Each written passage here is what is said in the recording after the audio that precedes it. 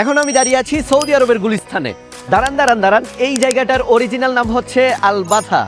But আপনি যদি Saudi আরবে বসবাসরত যে কোনো বাঙালিকে জিজ্ঞেস করেন, ভাই সৌদি আরবের গুলিস্তান কোথায়, এক্স্যাক্টলি সে সঙ্গে সঙ্গে বুঝে যাবে আপনি এই বাতার কথাই বলতেছেন। কাহিনী হচ্ছে, বাংলাদেশে যদি কোনো একটা সামান লাগে আর আপনি যদি সেটা কোথাও খুঁজে না পান, তাহলে কিন্তু সেটা আপনি ইজিলি গুলিস্তানে পেয়ে যাবেন। এখানেও সেম। মজার বিষয় হচ্ছে, এখানে আপনি 10 জনের মধ্যে 9 জনই পাবেন বাঙালি আর একজন পাবেন সৌদি নাগরিক।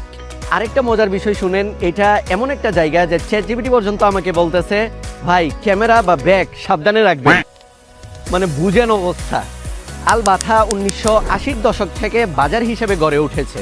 মূলত এটা ছিল রিয়াদের পুরনো ডাউনটাউন বাণিজ্য কেন্দ্র। এখানে রাস্তা ছোট, দোকান ছোট, মানুষ বেশি, এটাই এই জায়গার ভাইব। এন্ড এখানে আলাদা করে বিশাল একটা স্বর্ণবাজারও আছে। যারা আল বাতাতে থাকেন বা কাজ করেন, আমি আপনাদের রিয়েল এক্সপিরিয়েন্স কমেন্টে দেখতে চাই, কারণ আমি চাই এই ভিডিওর কমেন্ট বক্সে আল বাথায় বসবাসরত মানুষের আসল গল্প বের হয়ে আসুক।